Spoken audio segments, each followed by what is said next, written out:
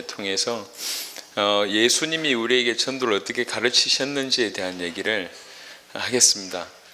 지난 3시간의 부분들을 같이 나눴기 때문에 전도에 대한 실체, 예수가 그리스도라는 것이 복음이고, 예수를 그리스도로 믿게 하는 것이 성경 기록의 목적이고, 예수를 그리스도로 믿게 하는 것이 전도입니다. 예수를 그리스도로 믿게 하기 위해서 하는 것이 설교입니다. 예수가 그리스도라고 믿게 하는 거라는 부분이 전도라고 얘기한다고 할 때에 예수가 그리스도라고 믿어지는 것이 계시라고 할 수 있습니다. 그래서 전도의 실체는 계시다. 그거 하기 위해서 우리가 복음을 말로 전달하기도 하고, 그다음에 여러 가지 다양한 활동으로 행동으로 하기도 하지만, 실체는 예수가 그리스도라고 믿어지는 그게 계시가 될 때 비로소 생명이 살아나고 하나님의 자녀가 되고 사단에게 해방받고 죄의 모든 문제가 끝이 나고 이제 성령으로 새롭게 잉태된 사람이 되는 것이죠. 그게 생명이 주어지는 빛이 임하는, 그게 참된 계시입니다. 다른 말로 예수가 그리스도라고 진실로 믿어지는 이게 참된 계시란 말이죠. 그래서 그런 의미에서 전도의 실체는 예수가 그리스도라고 믿는, 계시되는 것이 전도의 실체라고 얘기할 수가 있습니다. 그래서 예수님께서는 어떻게 전도하셨냐고 볼 때에, 예수님 당신은 모든 것들을 통해서 당신이 그리스도라고 계시하셨음을 우리가 확인했습니다.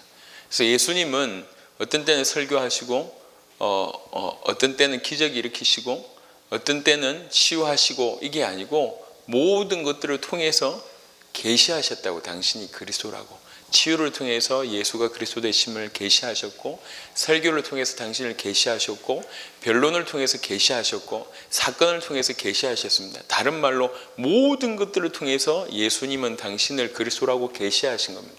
그래서 다른 공생의 모든 기간이 사실은 예수님의 전도라고 할 수가 있습니다.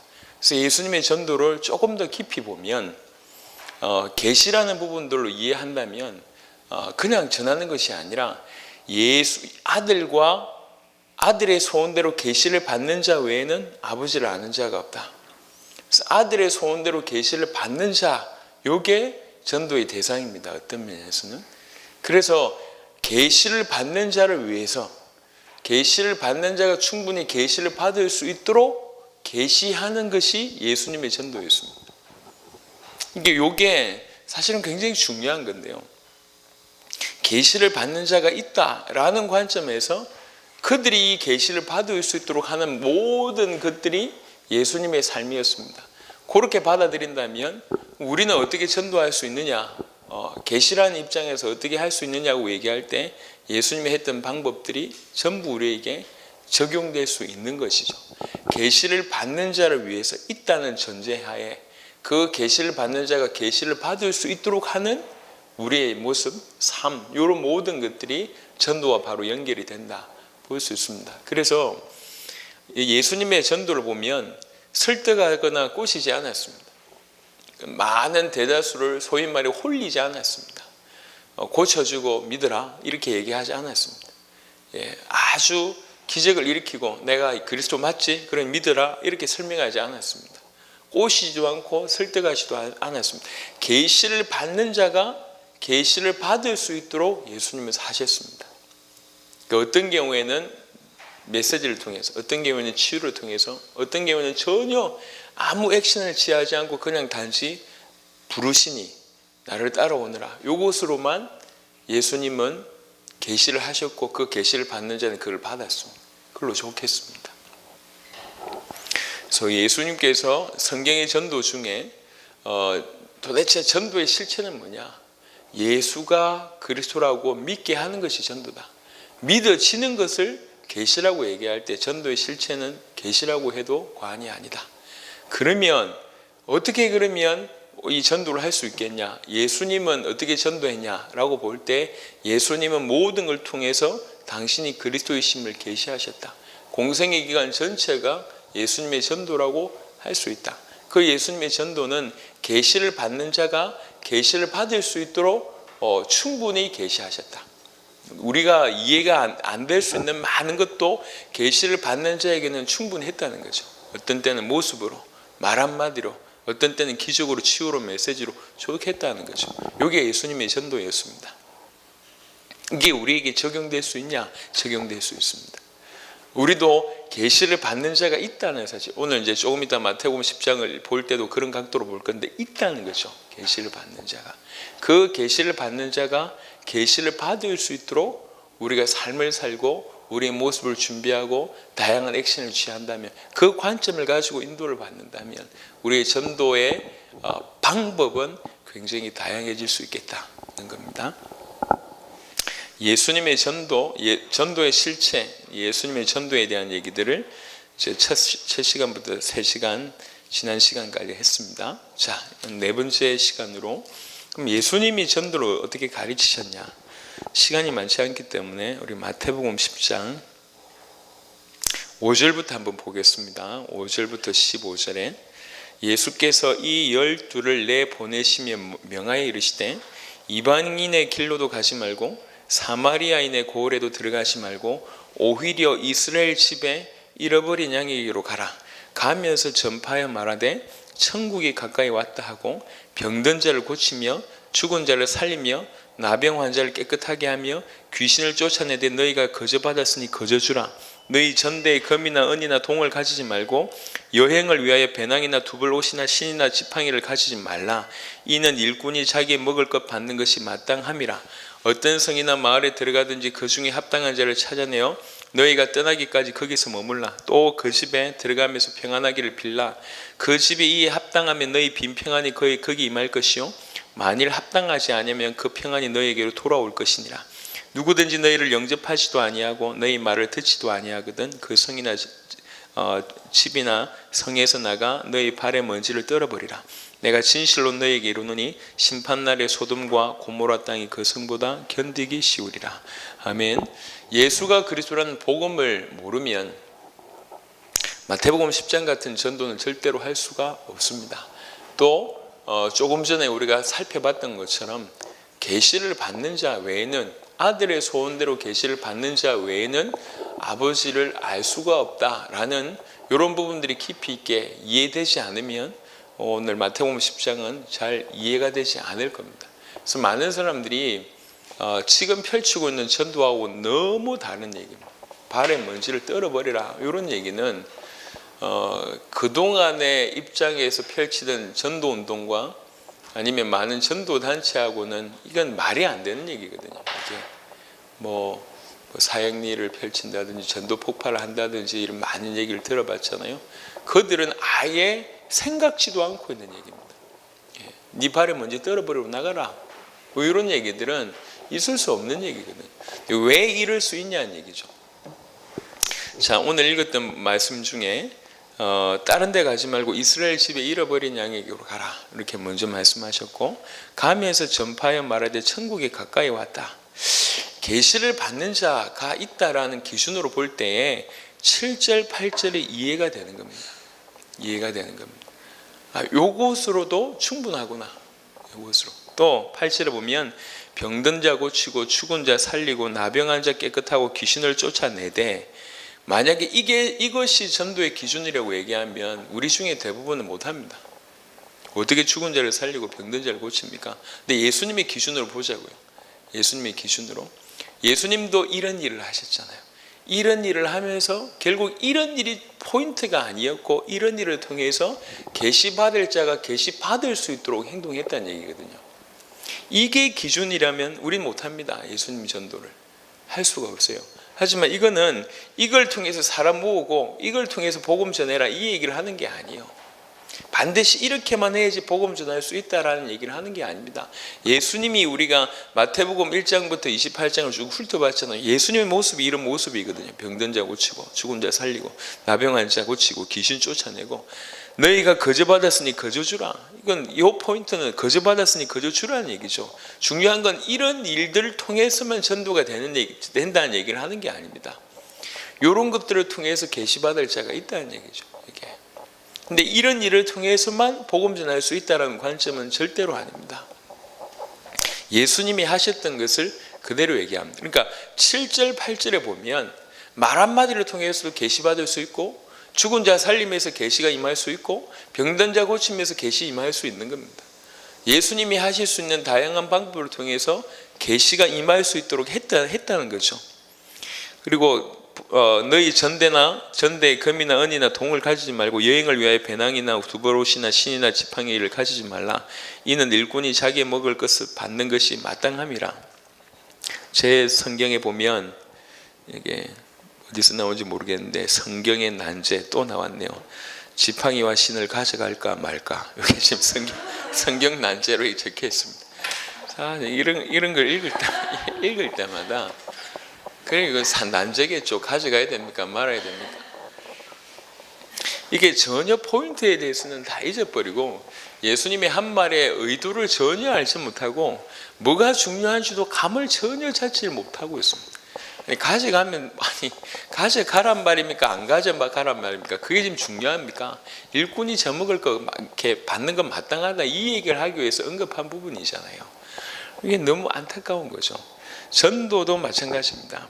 사실은 이게 뭐 죽은 자 살리고 병든 자 고치고 나병한 자 치유하고 귀신 쫓아내고 이런 활동을 다 하는데, 실상은 뭐냐면 이 모든 것들을 통해서 찾을 사람 찾는 겁니다. 찾을 사람. 11절에 어떤 성이나 마을에 들어가든지 그 중에 합당한 자를 찾아내어 너희가 떠나기까지 거기서 머물라. 또 그 집에 들어가면서 평안하기를 빌라. 그 집이 이에 합당하면 너희 빈 평안이 거기 임할 것이요, 만일 합당하지 않으면 그 평안이 너희에게 돌아올 것이니라. 누구든지 너희를 영접하지도 아니하고 너희 말을 듣지도 아니하거든 그 집이나 성에서 나가 너희 발의 먼지를 떨어버리라. 내가 진실로 너희에게 이루는 심판날에 소돔과 고모라 땅이 그 성보다 견디기 쉬우리라. 여기서 합당한 자를 지금 오늘 쭉 표현으로 얘기하자면, 여기에 합당한 자는 계시를 받는 자라고 표현할 수 있겠죠. 있다는 거죠. 그 사람 찾는 겁니다. 예, 그게 사실은 키입니다. 그러니까 그 계시를 받는 자에게는 어느 정도 이 계시를 받는 자는 그냥 평안하냐 이걸로 끝이었다는 거죠. 천국이 가까이 왔다, 평안하냐, 이게 그냥 끝이었습니다. 계시를 받는 자는 그 말로도 족하다, 그 말입니다. 그러면서 그 집에 유하면서 계속 이제 이 예수님께서 제자들을 사역하셨던 것처럼 중요한 메시지를 계속 전달할 수가 있겠죠. 그래서 우리가 조금 희미했던 부분들이 점점 선명해지는 것 같습니다. 계시를 받는 자, 아들의 소원대로 계시를 받는 자 있다는 거죠. 그 외에는 아버지를 알 수가 없습니다. 그래서 계시를 받는 자, 여기 이 표현으로 얘기하면 합당한 자를 찾아내는 것이 성경에서 우리 주님이 우리에게 가르쳐 주신 전도입니다. 그 계시를 받는 자가 계시를 받게 하기 위해서 이제 이런 모양 저런 모양, 뭐 천국이 가까웠다, 아니면 뭐 병을 고치는 모습이나 이런 모습들을 취할 수가 있습니다. 하지만 진짜로 중요한 것은 병든 자를 다 고쳐야 되는 것이냐, 죽은 자 살려내야지 전도할 수 있는 것이냐, 이런 각도가 아닙니다. 그래서 흐름이 예수를 그리스도로 계시를 받는 자가 있다는 건데, 이 계시를 받는 자를 찾아내는 것이 우리가 할 수 있는 예수님이 가르쳐 주신 전도입니다. 어떻게 찾아내냐? 예수님 당신이 하셨던 것처럼 계시를 받는 자가 계시 받을 수 있도록 계시하신 겁니다. 예수님은. 우리도 그 계시를 받는 자가 그 계시를 받을 수 있도록 하면 돼요. 그래서 많은 사람의 전체의 반응에 대해서는 그렇게 여러분 신경 많이 안 쓰셔도 괜찮습니다. 어떤 마을에 가니까 대부분 말씀을 잘 받더라, 그래서 뭐 어쨌다는 건데요. 어떤 마을에 가니까 거기는 사단이 완악하게 해서 많은 사람들이 대부분이 복음을 거부하더라, 그런 거 보니까 사단이 거지에게는 강한 것 같더라. 그 말이 맞는 말인가요? 이제 물론 지역의 특색에 분명히 없지 않아 있긴 합니다. 하지만 그게 절대적인 건 아닙니다. 아니, 사단이 당연히 방해해서 복음 못 받게 하는 거죠. 근데 그 방해하는 모습이 이렇게 받아주는 것처럼 안 받는 것도 사단의 공격이고, 노골적으로 반대하는 것도 사단의 공격입니다. 이건 꺾여서 유하게 받습니까? 안 꺾여서 강하게 받습니까? 아닙니다. 우는 사자처럼 아니면 광명의 천사처럼 둘 다 방해하는 거잖아요. 대부분의 반응이 좋다는 것은 중요하지 않습니다. 계시를 받는 자가 있냐, 찾았냐, 합당한 자를 찾았냐, 이게 지금 중요한 거거든요. 그 계시를 받는 자, 합당한 자가 계시를 받을 수 있도록 하면 되는 겁니다. 우리 입장은. 그래서 이런 의미로 접근할 때 어떤 경우에는 계시를 받는 자는 너무 지극히 간단하게 찾을 수도 있습니다. 평안하냐 한마디에, 천국에 가까웠다 한마디에, 아니면 나를 따라오라는 한마디에, 당신 예수 믿냐 한마디에 반응을 보일 수도 있습니다. 어떤 경우에는 다양한 그런 의미에서, 예를 들면 우리 저 길거리에서 찬양하는 것도 있잖아요. 그런 의미에서도 계시를 받는 자에게는 계시를 줄 수 있는 중요한 도구일 수 있습니다. 예전에는 그걸 찬양하는 부분들이 찬양해서 사람들이 모이면 이제 복음 전해야지, 이런 각도로 많이 생각을 했어요. 그래서 요거는 서론이고 요게 본론이다, 이렇게 생각하는 경우들이 많았습니다. 그런 부분을 다 생각해 볼 필요가, 정리를 해볼 필요가 있습니다. 이게 서론이고 이게 본론이냐? 아닙니다. 계시를 받는 자가 계시를 받게 하는데 통로라면 이거 자체가 전도일 수 있단 말이거든요. 어렵습니까? 안 어렵잖아요. 그러니까 생각을 우리가 그동안 너무 틀에 잡혀가지고 영접을 시키는 것이, 영접을 시킬 수 있도록 하는 그 무엇을 전도 행위라는 생각으로 너무 교회를 데리고 오고 말씀동 한 군데를 여는, 이것이 전도라는 관점이 아예 굉장히 지배적으로 깔려 있다 보니까, 그러니까 그거 하기 위해서 하는 많은 부분 다 서론으로 치부해버리는 경우들이 있습니다. 근데 예수님의 모습 볼 때는 그런 모습이 별로 없어요. 그러니까 기준이 뭐냐? 계시를 받는 자가 있다는 거지. 그 계시를 받는 자에게 계시가 임하도록 하는 그 모든 것이 전도일 수 있다는 얘기입니다. 예수님이 병 낫게 하면서, 아니면 변론하면서, 메시지하면서, 사건을 통해서 당신을 계시하지 않, 그리스도임을 계시하지 않, 우리는 그 모든 것들을 통해서 예수가 그리스도이심을 계시하면 되는 겁니다. 찬양을 통해서 얼마든지 할 수 있겠죠. 또 이런 것도 있을 것 같아요.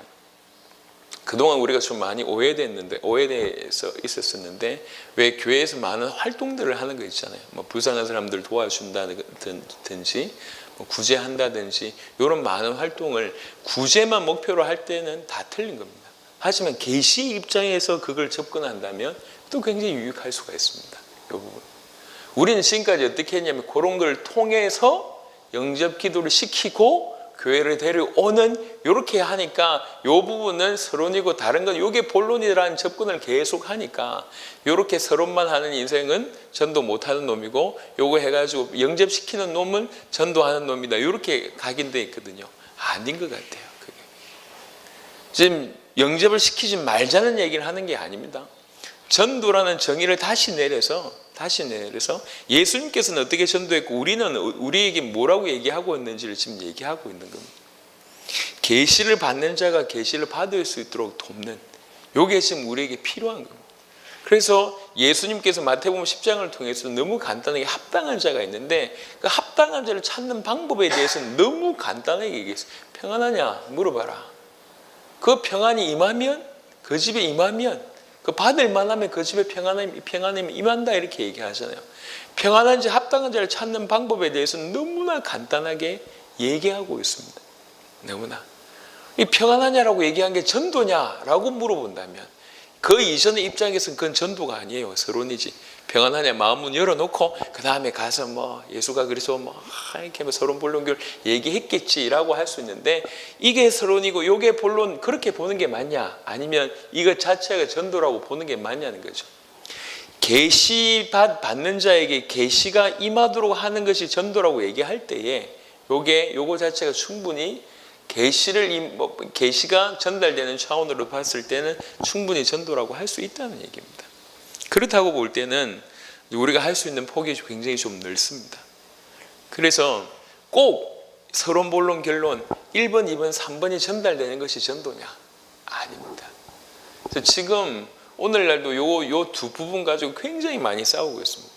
하나 현장에서 나가서 전도하는 거면 전도라고 하는 거고, 또 어떤 사람은 이제 우리가 좀 수준이 있으니까 문화 전도 뭐 이런 다른 얘기 많이 하잖아요. 이것도 전도라고, 이건 수준 높은 전도라고 막 이렇게 얘기하고 있습니다. 이거나 저거나 전도를 어떻게 보느냐에 따라 답이 달라집니다. 근데 이거나 저거나 근본적인 답이 없으면 이것도 틀렸고 저것도 틀렸거든요. 현장 나가는데 올바른 예수가 그리스도라는 복음이 없거나 계시를 받는 자라는 개념이 없다면 영접시키고도 틀린 겁니다. 그리고 문화전도 실컷 예술 공연만 하고 나서 이게 전도라고 얘기하면서 할 수 없어서 할 게 없어서 요구하면서 전도라고 자기 나름대로 세뇌시키는 것도 틀렸습니다. 모습은 비슷하게 보일지 모르겠지만 왜 이것을 하느냐 따라서 모든 게 달라집니다. 아니 아무나 들어가서 평안하냐? 그거 다 전도냔 말이에요. 개념도 없이. 불신자도 평안하냐 두들기면서 할 수 있잖아요. 그게 전도입니까 불신자가? 아니잖아요. 모습은 똑같을 수가 있습니다. 하지만 왜 그걸 하느냐에 따라서 전부 달라집니다. 그래서 우리가 현장에 나가서 복음을 전해서 굳이 영접하겠다는데 영접 안 시킬 필요는 없거든. 현장에 나가서 복음 전하는 것도 전도입니다. 하지만 계시 받는 자가 있기 때문에 계시가 임하기 위해서 우리가 할 수 있는 많은 부분들도 통칭해서 전도라고 할 수 있습니다. 그럼 우리는 좀 더 다양하게 많은 부분들을 확장할 수가 있겠다는 생각이 좀 듭니다. 마태복음 13장을 좀 보겠습니다. 마태복음 13장에 여러 가지 비유가 나오잖아요. 13장 그날 예수께서 집에서 나가서 바닷가에 앉으시며 큰 무리가 그에게로 모여들거늘 예수께서 배에 올라가 앉으시고 온 무리는 해변에 서 있더니 예수께서 비유로 여러 가지를 그들에게 말씀하여 이르시되 씨를 뿌리는 자가 뿌리로 나가서 뿌릴새 들어는 길가에 떨어지며 새들이 와서 먹어버렸고 들어는 흙이 얕은 돌밭에 떨어지며 흙이 깊지 아니하므로 곧 싹에 나오나 해가 돋은 후에 타서 뿌리가 없으므로 말랐고 들어는 가시떨기 위에 떨어지며 가시가 자라서 기운을 막았고 들어는 좋은 땅에 떨어지며 어떤 것은 100배 어떤 것은 60배 어떤 것은 30배의 결실을 하였느니라. 귀 있는 자는 들으라 하시니라. 이렇게 얘기해요. 지금 보세요. 생각을 해보세요. 2절에 큰 무리가 모여들었대요. 큰 무리가 모여들었는데 그래서 사람들을 해변가에 앉히고 예수님 배에 올라타서 배에 올라가지고 얘기를 하는데 뜬금없이 씨 뿌리는 자가 씨 뿌리로 나가서 이러면서 이제 얘기하는 겁니다. 큰 무리에게 이게 서론본론도 없어요. 뭔가 뜬금없이 갑자기 씨를 뿌리는데 알아듣냐 말이요. 다 못 알아들어요. 다 못 알아듣는데 예수님 뭐라고 얘기합니까? 귀 있는 자는 들으라 이렇게 얘기합니다. 끝내 그걸 안 가르쳐줘요. 끝내 제자들이 예수께 나와 이르되 어찌하여 그들에게 비유로 말씀하시나이까 하니까 대답하여 이르시되 천국의 비밀을 아는 것이 너에겐 허락되었으나 그들에겐 아니 되었나니 무릇 있는 자는 받아 넉넉하게 되되 없는 자는 그인 것도 빼앗기리라. 있는 자는 받아 넉넉하게 되되 이 계시를 받는 자는 점점 더 풍성하게 된다 그 말이죠.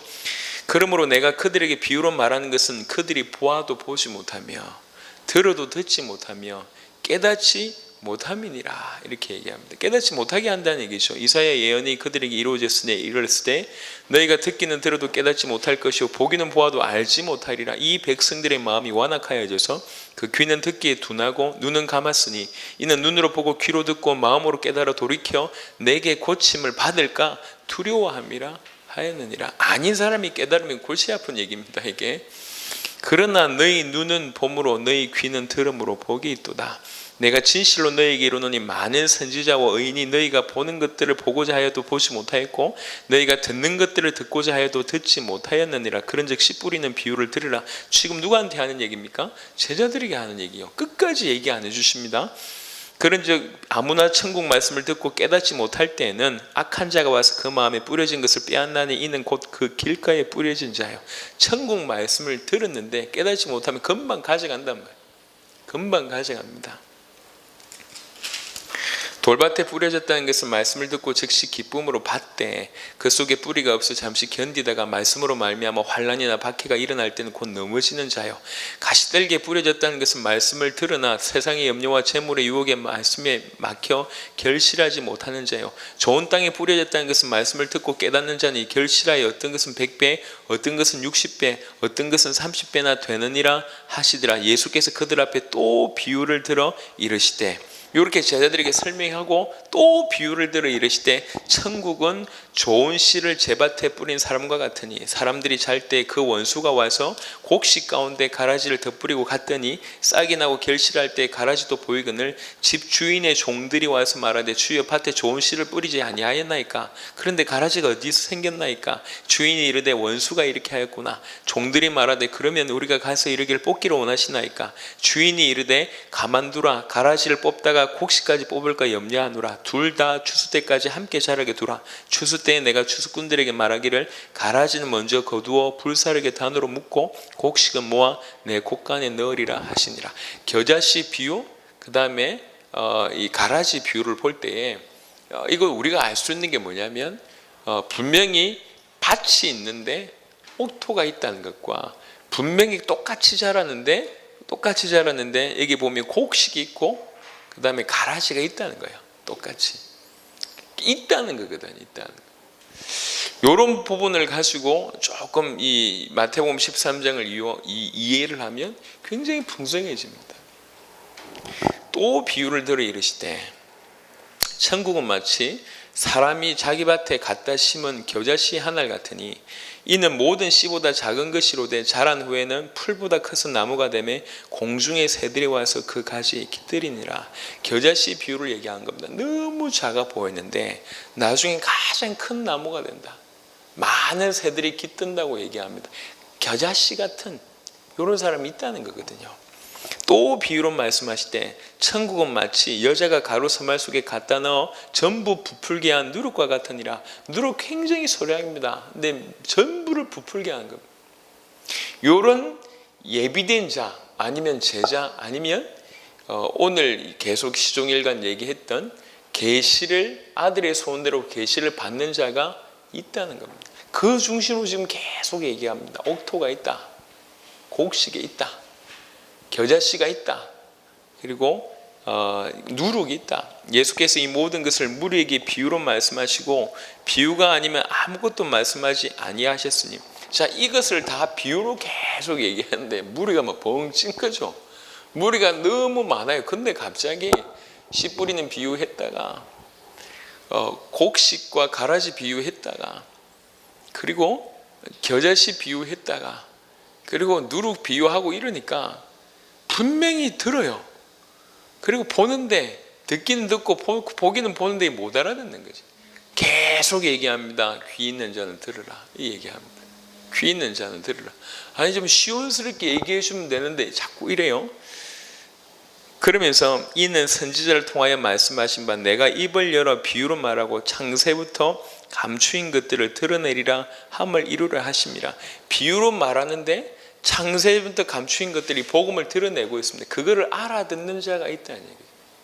지금도 그 비유를 하고 있습니다. 그 무리 가운데 이 말을 들을 자가 있고 이 말에 해당되는 사람이 있다는 얘기예요. 그 무리 가운데 옥토가 있고 그 무리 가운데 곡식이 있고 그 무리 가운데 누룩이 있고 그 무리 가운데 겨자씨가 있어요. 이게 그 얘기를 지금 계속 하고 있는데 비유로 계속 얘기해요. 비유로 아니면 설명을 안 해주세요. 계속 얘기해요.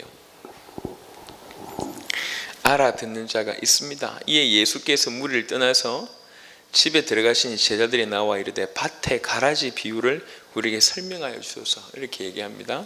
대답하여 이르시되 좋은 씨를 뿌리는 이는 인자요 밭은 세상이요 좋은 씨는 천국의 아들들이요 가라지는 악한 자의 아들들이요 가라지를 뿌린 원수는 마귀요 추수 때는 세상 끝이요 추수꾼은 천사들이니 그런즉 가라지를 거두어 불에 사르는 것 같이 세상 끝에도 그러하리라. 인자가 그 천사들 보내리니 그들이 그 나라에서 모든 넘어지게 하는 것과 또 불법을 행하는 자들을 거두어내어 풀무불에 던져 넣으리니 거기서 울며 이를 갈게 되리라. 그때의 의인들은 자기 아버지 나라에서 해와 같이 빛나리라. 귀 있는 자는 들으라. 이렇게 얘기합니다. 천국은 마치 밭에 감추인 보화 같으니 사람이 이를 발견한 후 숨겨두고 기뻐하여 돌아가서 자기의 소유를 다 팔아 그 밭을 사느니라. 그 밭에 너무 신기한 보화가 감춰 있다는 것을 발견했어. 원래 밭에서 난 물건은 그 밭 주인의 소유입니다. 그 물건을 보화를 얻어 합법적으로 자기 것이 되려고 하려면 그 밭을 소유해야 됩니다. 그 밭을 소유하기 위해서 어찌합니까? 재산 당연히 팔겠죠. 얼마나 귀중한 걸 봤기 때문에. 밭에 감추인 보화, 이것이 천국이고, 밭에 보화, 감추인 보화 같은 것이, 요게 복음으로 얘기하면, 전도의 관점으로 얘기하자면 요게 제자고 예비된 자입니다. 모든 것을 다 팔 수 있는 거예요. 보여지면. 또 천국은 마치 좋은 진주를 구하는 장사와 같으니, 극히 값진 진주 하나를 발견하며 가서 자기의 소유를 다 팔아 그 진주를 사느니라. 극히 값진 진주. 지금도 제 입장에서는 이해가 안 되는 건데 그럴 수도 있구나 싶어서, 우표를 수집하는 사람들한테는 진귀한 우표가 그렇게 좋다면서요. 그렇게 중요하고, 또 오래된 우표, 또 의미 있는 우표는 그렇게 값지답니다. 이제 전 세계에서 2장인가 밖에 없는 우표가 있는데, 이 한 장을 가지고 있는 사람이 어렵게 그 나머지 한 장을 삽니다. 우리 돈으로 얘기하면은 한 10억짜리 우표를 어렵게 돈을 주고 사요. 사고 나서 그 10억짜리 수표를 그 자리에 찢어버려요. 한 장을 10억 주고 사가지고 이 자리에 찢어버려요. 그래 놓고 하는 말입니다. 이제 이 우표는 전 세계에서 유일한 거다. 10억의 가치가 아니라 이게 수십억의 유일하기 때문에 수십억의 가치가 되는 거예요. 그거 아니까 이제 찢어버렸다고 하더라고요. 저는 제 입장에서 하나라고 해놓고 나중에 하나 더 팔면 되는데 이게 아니구나. 근데 이게 의미 있는 값진 진주라고 얘기할 때 그런 거거든요. 이게 그 값진 진주, 요게 올바로 우리가, 그래서 지금 예수님께서 마태복음 14장에 사실은 천국 비유를 하지만 흐름을 쭉 본다고 얘기할 때 이게 전부 전도와 연관되어 있습니다. 전도와 합당한 자, 평안을 받을 자, 우리가 표현으로 얘기하자면, 오늘의 표현으로 얘기하면 계시, 아들의 소원대로 계시를 받는 자, 요거 찾는 거거든요. 요거 찾는 건데, 이 분들에 대한 얘기를 지금 하고 있습니다. 옥토가 있다, 겨자씨가 있고, 누룩이 있고, 그 다음에 밭에 감춘 보화가 있고, 값진 진주가 있다, 다 얘기합니다. 곡식이 있다. 47절에 또 천국은 마치 바다에 치고 각종 물고기를 모으는 그물과 같으니, 그물에 가득하면 물가로 끌어내고 앉아서 좋은 것은 그릇에 담고 못된 것은 내버리니라. 좋은 물고기가 있다는 거죠. 세상 끝에도 이러하리라. 천사들이 와서 의인 중에서 악인을 갈라내어 풀무불에 던져 넣으리니 거기서 울며 이를 가리라. 여기에서는 의인과 악인이라고 표현을 했습니다. 있다는 거예요. 의인이. 요거 찾는 겁니다. 이게 이 모든 것을 깨달았느냐 하시니 대답하되 그러하오이다. 예수께서 이르시되 그러므로 천국의 제자된 서기관마다 마치 새 것과 옛 것을 그 곳간에서 내오는 집주인과 같으니라. 이 의미는 굉장히 좀 깊은 것 같습니다. 하지만 천국의 제자된 서기관마다, 천국의 제자된 사람들마다 새 것과 옛 것을 그 곳간에서 내오는 집주인과 같으니라. 얼마나 큰 특권, 주권, 축복이 있냔 말이에요. 이게. 그래서 올바로 이 복음을 제대로 알고 올바로 전도를 제대로 아는 자에게 주신 축복이 이 정도도 크다라고 우리가 대충 예상은 할 수 있을 것 같습니다. 자, 마지막으로 누가복음 10장도 한번 좀 보겠습니다. 오늘 누가복음 10장은 전도와 함께 오늘 읽었던 첫 본문과 쭉 한꺼번에 연결되는 부분이기 때문에요. 누가복음 10장. 그 후에 주께서 따로 70인을 세워서 친히 가시려는 각 동네와 각 지역으로 둘씩 보내시며 이르시되 추수할 것은 많되 일꾼이 적으니 그러므로 추수하는 주인에게 청하여 추수할 일꾼들을 보내주소서 하라. 갈지어다 내가 너희를 보냄이 어린 양을 이리 가운데로 보냄과 같도다. 전대나 배낭이나 신발을 가지지 말며 길에서 아무에게도 무난하지 말며 어느 집에 들어가든지 먼저 말하되 이 집이 평안할지어다 하라. 마태복음 10장하고는 약간 좀 다른 각도가 있습니다. 마태복음 10장에는 병든 자를 낫게 하고 죽은 자를 살리고 나병은 자를 고치고 귀신을 쫓아내고 이런 부분이 있었잖아요. 근데 이런 부분이 없습니다. 오히려 뭐라고 얘기하냐면은 그 4제로 보니까 아무에게도 무난하지 말라. 아무에게도 무난하지 말래요. 그러면서 어느 집에 들어가든지 먼저 말하되 이 집이 평안할지어다 하라. 그렇게만 하라는 거거든요. 누가복음 10장은 이렇게 표현했습니다. 이렇게. 뜬금없이 그냥 이렇게만 하는데 만일 평안을 받을 사람이 거기 있으면 너희의 평안이 그에게로 머물 것이요 그렇지 않으면 너희에게로 돌아오리라.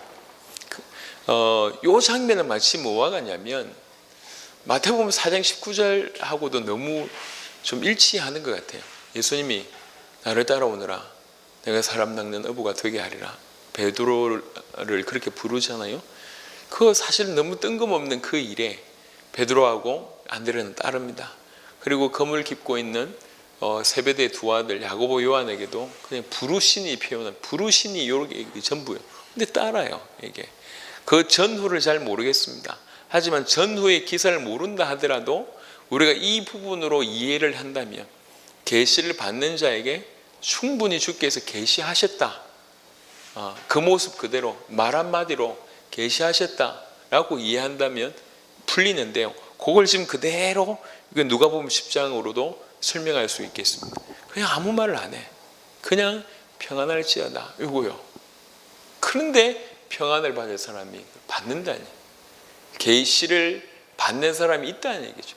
그래서 평안을 받아야 할 사람이 있기 때문에 그 안에 들어가서 그 집에 유하며 주는 것을 먹고 마시라. 일꾼이 그 싹을 받는 것이 마땅하니라. 이 집에서 저 집으로 옮기지 마라. 어느 동네에 들어가든지 너희를 영접하거든 너희 앞에 차려놓는 것을 먹고 거기 있는 병자들 고치고 또 말하기를 하나님 나라가 너희에게 가까이 왔다 하라.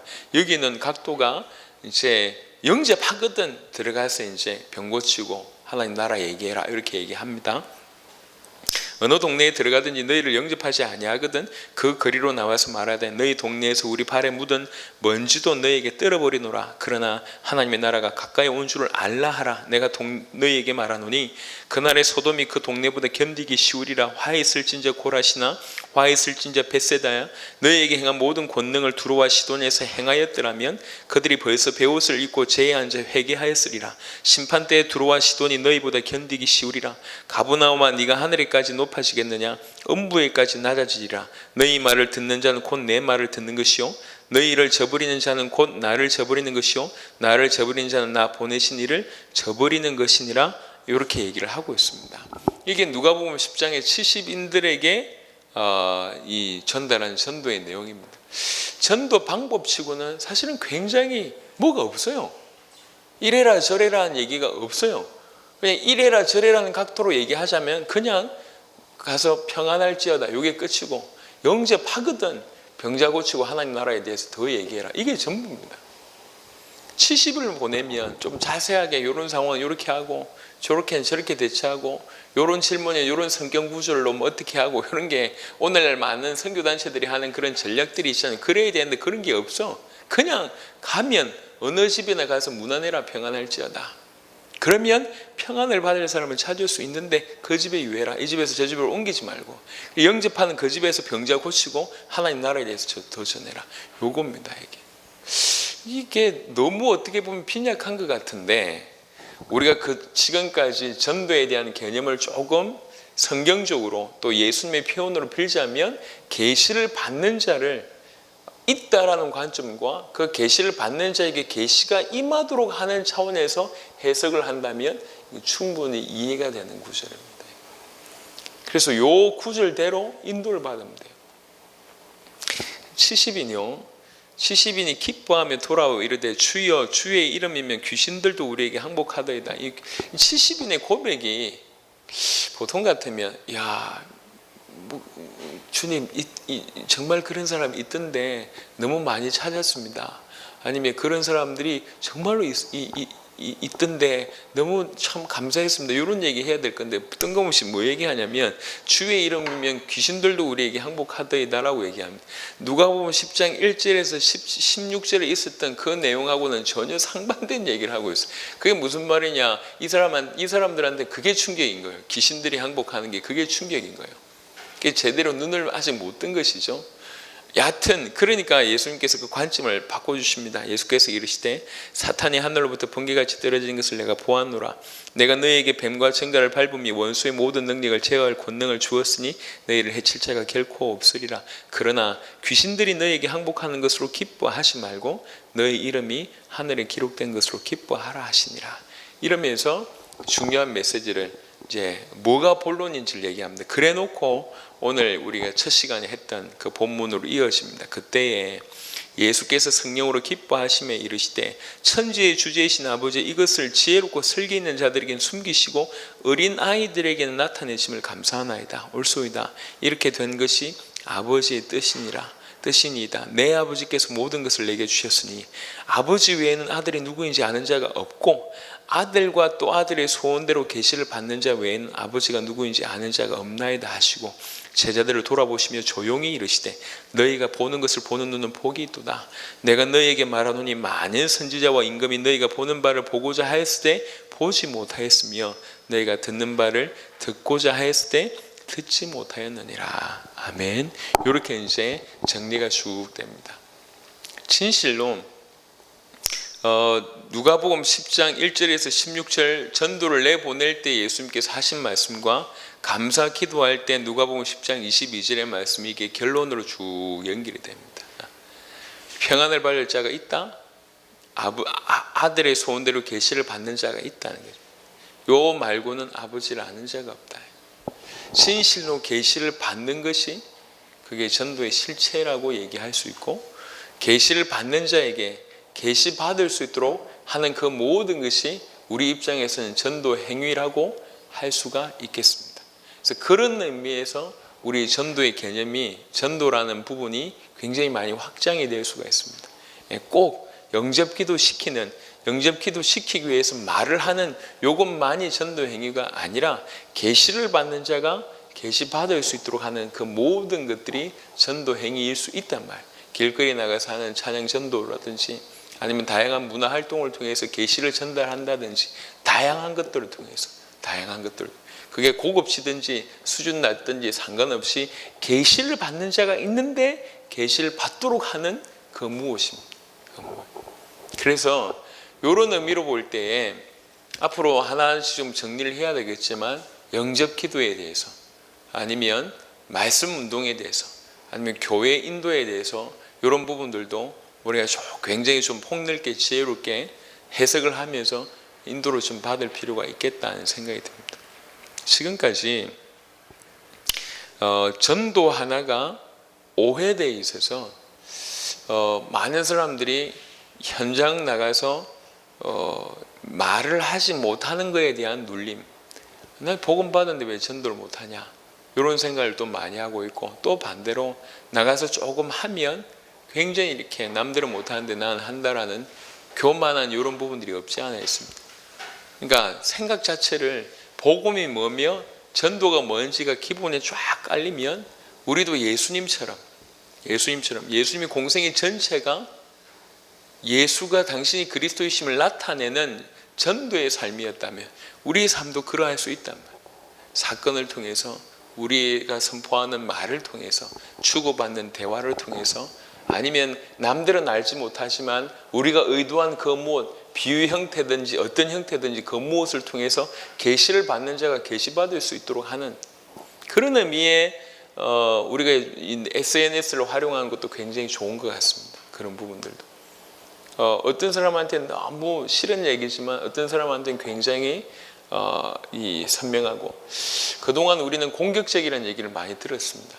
공격적일 필요도 있고 다양할 필요도 좀 있을 것 같습니다. 우리가 한 나라에 들어가서 제자를 찾기 위해서 하는 방법과 또 이 현장에서 우리 주의를 살려내는 부분들이 조금 다를 수는 있습니다. 그렇죠? 자기 삶을 살면서 이렇게 이 나라 살릴 제자가 네가 맞냐, 옆에 커피 마시다가 갑자기 툭 찔러버리면 늘 같이 하는 사람들 입장에서는 당황스러울 수가 있거든요. 그렇죠? 이게 단 한 번의 만남에 제자를 찾아야 된다는 그런 갈급함으로, 긴박함으로 하는 것과 평상시에 수많은 시간을 보내면서 내가 펼쳐낼 수 있는 부분들은 조금 다를 수 있습니다. 하지만 형태는 다를 수 있지만 궁극적인 건 뭐냐면 계시를 받는 자에게 계시를 받을 수 있도록 하는 그 무엇이 되어야 된다.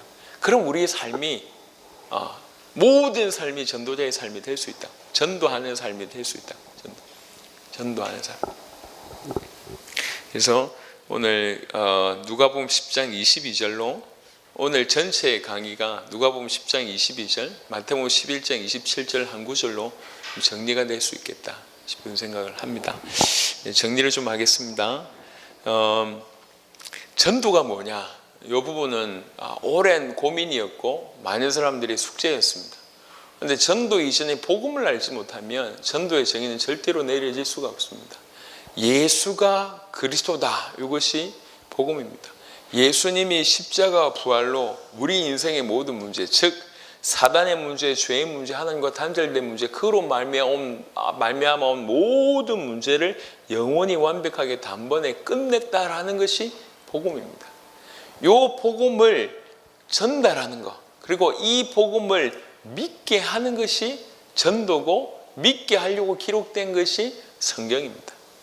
이 복음이 믿게 하는 것, 이 복음을 받아들이게 하는 것이 전도라고 얘기할 때에, 이 복음이 믿어지는 것이 계시라고 얘기할 때 전도의 실체는 계시다, 계시가 임하는 것이다 라고 이해할 수가 있을 것 같습니다. 이 계시가 다른 말로 예수를 그리스도로 믿어지는 그 빛이 전달되는 이 계시가 임하게 하기 위해서 그동안에 많은 말을 전하고 전도지를 전달하고 영접기도를 시키고 수많은 걸 우리가 해왔잖아요. 그건 결국은 이 모든 것은 목적이 뭐냐? 예수가 그리스도라고 믿어지게 하는 이걸 위해서 해왔습니다. 그런데 우리는 이 핵심을 빼뜨렸습니다. 영접기도는 시키면서도 사실은 예수가 그리스도라고 믿어지게 하는 이 계시가 임하게 하는 부분에 대해서는 놓쳤단 말이죠. 그래서 지금부터 올바른 전도의 좀 개념, 실체에 대한 부분들이 예수를 그리스도로 믿게 하는 것이 전도라는 올바른 정의를 내린다면, 그 정의를 내린다면 예수님의 전도와 예수님이 가르쳐 주신 전도에 대해서도 우리가 조금 시원하게 알 수 있습니다. 어려운 얘기가 절대로 아닙니다. 계시가, 전도가 계시다라고 이꼬르로 치면 그건 약간 위험성이 있습니다. 하지만 전도에, 우리가 이해하는 전도의 실체가 뭐냐? 예수가 그리스도라고 믿어지게 하는 것이다. 믿게 하는 것이 전도라고 얘기한다면, 믿어지는 그 순간, 그 빛이 임하는 그거 자체는 계시라고 해석할 수가 있습니다. 그래서 전도의 실체는 요 계시요, 계시. 그래서 그러면 계시 받는 자가 있다는 것을 이해하고 계시 받도록 하는 그 모든 행위를 우리는 전도 행위다라고 조금 규정 지을 수가 있을 것 같습니다. 그렇게 보면 예수님은 전도를 언제 하셨냐, 어떻게 하셨냐 이해가 됩니다. 예수님은 공생의 기간 모든 삶을 통해서 전도하셨다. 공생의 모든 삶을 통해서 예수님은 당신이 그리스도이심을 계시하셨기 때문에 예수님의 공생의 모든 기간은 전도였다라고 해석할 수 있습니다. 이 예수님의 전도를 우리가 배울 수 있냐? 배울 수 있습니다. 그 모든 것들이 우리에게 적용됩니다. 예수님은 계시를 받는 자에게 계시 받을 수 있도록 모든 행동을 하셨습니다. 우리도 계시를 받는 자가 있다는 걸 알고 계시를 받을 수 있도록 우리 모든 삶을 살아낼 수가 있습니다. 그러면 비단 우리가 입을 열어 없는 시간 빼서 영접을 시키는 것도 전도이기도 하겠지만, 우리 모든 삶 자체가 대화하는 것을 통해서, 아니면 일을 하는 것을 통해서, 아니면 예배 드리는 것을 통해서, 계시 받는 자가 내 주위에 얼마든지 있기 때문에, 교회 안에서도 있고 우리 주위에서도 있고 친인척 가운데도 있고 우리 가족 가운데도 있고 만나는 불신자들 가운데도 있기 때문에, 그들 중에 계시 받는 자가 계시 받을 수 있도록 내가 얼마든지 행동할 수 있기 때문에, 내 말을 통해서, 내 삶을 통해서, 내 모습을 통해서도 계시가 전달될 수 있기 때문에 우리 모든 삶이 전도하는 삶이 될 수가 있습니다. 예수님은 공생애를 통해서, 예수님의 전도는 공생애를 통해서 당신이 그리스도이심을 계시하셨습니다. 이게 예수님의 전도고, 우리는 뭐라고 말씀하셨냐면 이런 자가 있다는 거죠. 합당한 자, 평안을 받을 자, 예수님의 소원대로 계시를 받는 자가 있다는 거죠. 요거 찾는 것이 전도다 라고 우리에게 지금 마태복음 10장, 누가복음 10장에 얘기를 하시는 것 같습니다.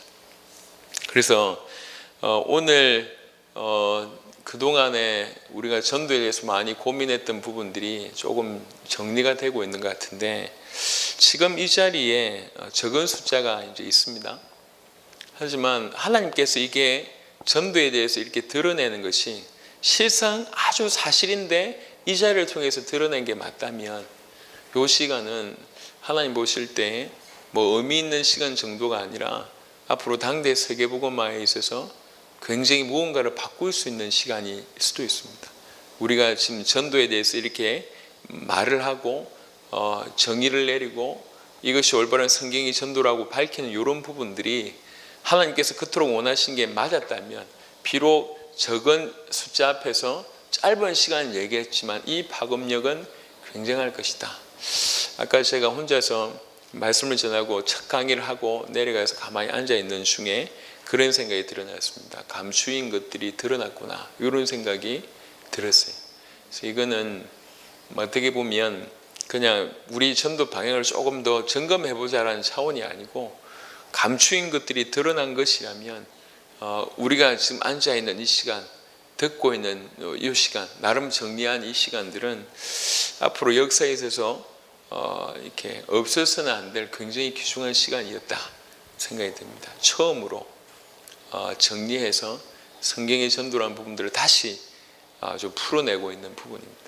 그래서 이런 누구보다도 여러분들이 이렇게 고민해보고 저는 고민하면서 하나님 앞에 발버둥 치면서 그냥 우리 교회끼리 할 수 있는 전도를 얘기한 것이 아니라 어떻게 당세복을 완성할 수 있을까라는 고민과 기도하면서 성경을 보는 중에 하나님께서 주신 은혜이기 때문에 이거는 세계와 연결되고 그 당대 세계복음과 연결되는 굉장히 중요한 겁니다.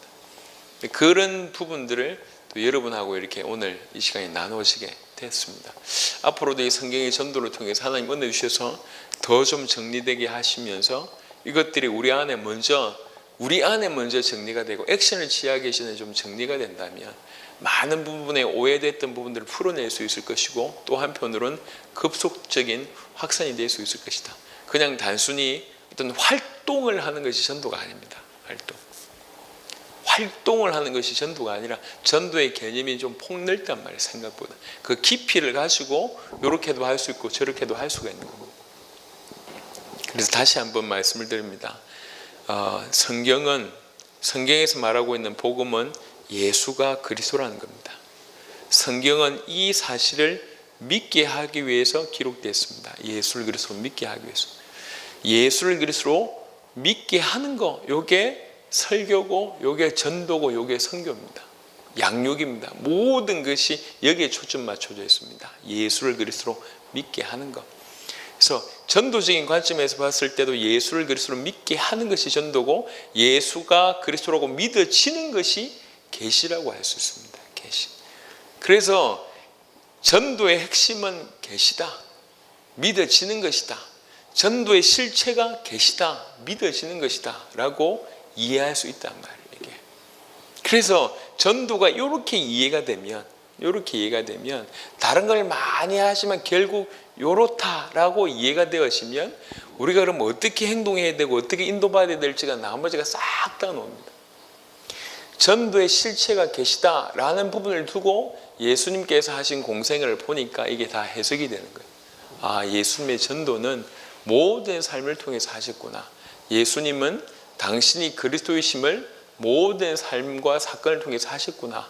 예수님은 전도를 이렇게 하셨구나. 이해가 되었고 예수님이 가르쳐 주신 전도도 계시라는 관점에서 보게 되면 계시를 받는 자가 있는데 그거 찾는 것이구나. 예수님이 가르쳐 주신 전도가 이런 것이구나. 찾았으면 더 예수가 그리스도라고 믿으시도록 계속 돕는 이런 말씀 운동에 같이 따라 나가겠죠. 그건 당연할 겁니다. 예수님이 제자들에게 사역했던 것처럼. 그래서 예수님의 전도, 예수님이 가르쳐 주신 전도도 전도에 대한 올바른 이해가 되니까 이게 어렵지 않게 다 풀린다. 중요한 것은 지금 왜 예수님의 전도를 얘기하고 예수님께서 전도를 이렇게 가르쳐 주셨다고 얘기하는 겁니까? 펼쳐내야 되기 때문에 이걸 같이 논의하는 겁니다. 보는 겁니다. 우리 삶에서 펼쳐내야 되니까요. 이것이 맞다고 얘기한다면 지금 우리가 펼쳐내고 있던 많은 부분들을 다시 돌아보게 되는 겁니다. 나가서 무조건 전도지를 주고 아니면 영접을 시키는 것만이 전도냐? 그렇지 않다는 거죠. 계시를 받는 자가 있는데 그들로 하여금 계시 받을 수 있도록 하는 그 모든 것이 전도 행위가 될 수 있다는 거죠. 이렇게 확장을 하면 우리 모든 삶이 전도의 삶이 된다는 얘기입니다.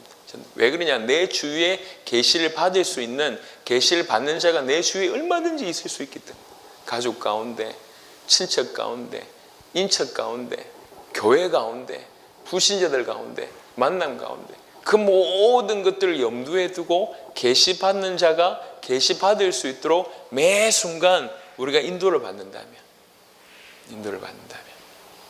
그냥 동네에서 슈퍼에서 물건 사면서도 혹시 이 사람이 계시를 받는 자일 수도 있다라는 관점하에 물건 하나 던지면서 질문 하나 할 수도 있고, 아니면 전도지 하나 줄 수도 있고, 아니면 내가 예수 믿는 사람이라는 부분에 표를 낼 수도 있고, 심지어는 아무 말도 하지 않으면서 평상시에 그냥 꼬박꼬박 친절하게 인사만 할 수도 있는 것이죠. 아, 예수 믿는 사람 다르구나, 이런 부분으로 접근할 수도 있는 거기 때문에 조금 달리 보면 모든 것입니다. 그러니까 뭘 염두해 두냐 안 해두냐, 결과물을 내냐 안 내냐의 관점이 아니란 얘기예요.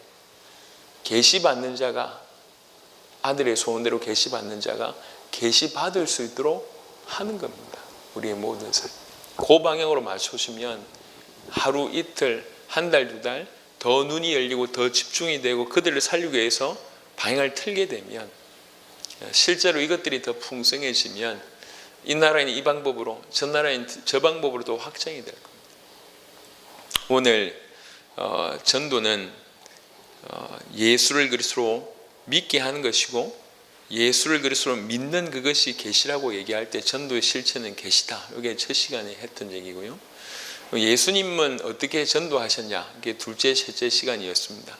예수님은 모든 것을 통해서 기적을 일으키고 치유를 하고 메시지를 전하고 사건을 통해서 여러 가지 대화와 변론을 통해서 당신이 그리스도이심을 계시하셨습니다. 즉 모든 공생을 통해서 당신이 그리스도라고 계시하신 공생의 전체를 통해서 예수님은 전도하셨다라고 해석을 할 수 있습니다. 이게 둘째, 셋째 시간이고, 마지막 넷째 시간은 그 예수님은 우리에게 전도를 어떻게 가르치셨냐. 계시를 받는 자가 있다.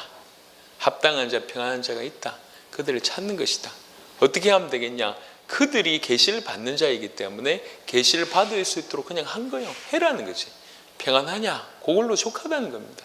꼭 그 말만 해란 얘기가 아니고, 평안하냐, 안녕하다 뭐 이런 꼭 그 문장을 한 문장을 해란 얘기가 아니고, 계시 받을 자가 계시 받을 수 있도록만 표내는 거죠.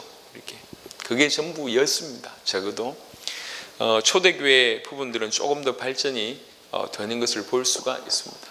그래서 오늘 새로운 신학적인 사상이나 개념이 아니지만 잘 정립되지 않았던 부분들을 꺼냈기 때문에 조금 어떤 분들은 속 시원하고 어떤 분들은 이해가 안 될 수도 있는데, 곰곰하게 성경 구절로 되짚어 보시면 많은 부분들이 새롭게 이해가 될 뿐만 아니라, 이렇게 전 세계 계시를 받는 자를 찾는 마태복음 13장의 그 비유들 하나씩 다 적용되는 그런 삶을 살 수 있지 않겠나 생각이 듭니다. 여러분을 통해서 전도가 세상에 드러나고, 그 다음에 이 성경의 전도가 점점 확고해지고 든든해져서 전 세계 다 적용이 될 수 있는 그런 수많은 증거가 꼭 나오기를 그리스도 예수 이름으로 축원합니다. 살아계신 주님 감사합니다. 성경의 전도, 특별히 전도에 대한 개념과 예수님의 전도, 예수님이 가르쳐 주신 전도에 대한 부분을 오늘 하루 종일 나눌 수 있도록 축복하심을 감사를 드립니다. 듣는 모든 우리 학생들과 듣는 자들 위해 하나님 은혜를 베풀어 주사 눈을 열어 주시며, 진실로 올바른 전도를 이해하고, 성경의 전도, 예수님의 전도를 이해하고, 예수님이 가르쳐 주신 전도를 실제로 소화해서 우리 모든 삶이 참으로 전도하는 삶이 될 수 있도록, 계시를 받는 자가 계시를 받을 수 있도록 하는 그런 삶이 될 수 있도록 우리를 인도하여 주옵소서. 감사를 드렸고 우리 주 예수 그리스도 이름으로 기도드렸습니다.